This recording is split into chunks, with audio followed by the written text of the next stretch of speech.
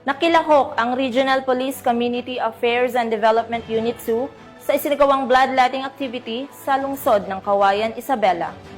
Yan ang balitang hatid ni Patrolwoman Jerilyn Colico.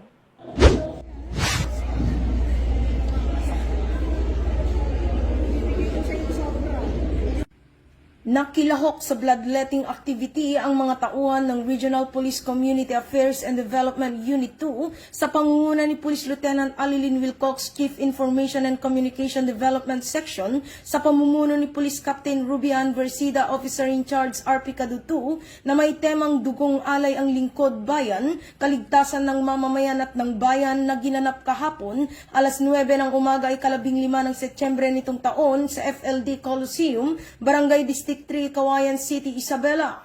Katuwang sa aktibidad ang Cauayan Component City Police Station sa pangunguna ni Police Captain Pancho T. Cortez Jr., sa pamumuno ni Police Lieutenant Colonel Avelino D. Canceran Jr., Chief of Police ng nasabing istasyon.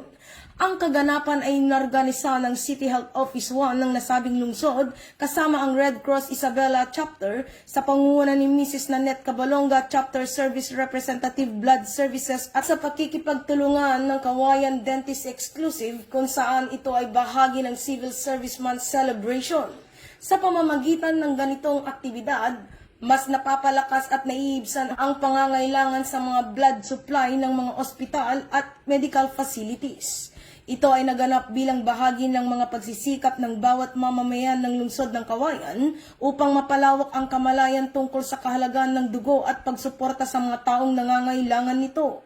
Ang matagumpay na aktibidad ay may layuning mapunan ang supply ng dugo sa ating blood centers para sa mga pasyenteng nangangailangan nito.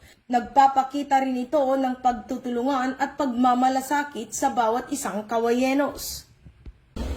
Mula dito sa Lambak ng Cagayan, ako ang inyong Police News Network Correspondent, Patrolwoman Jerilyn Colico.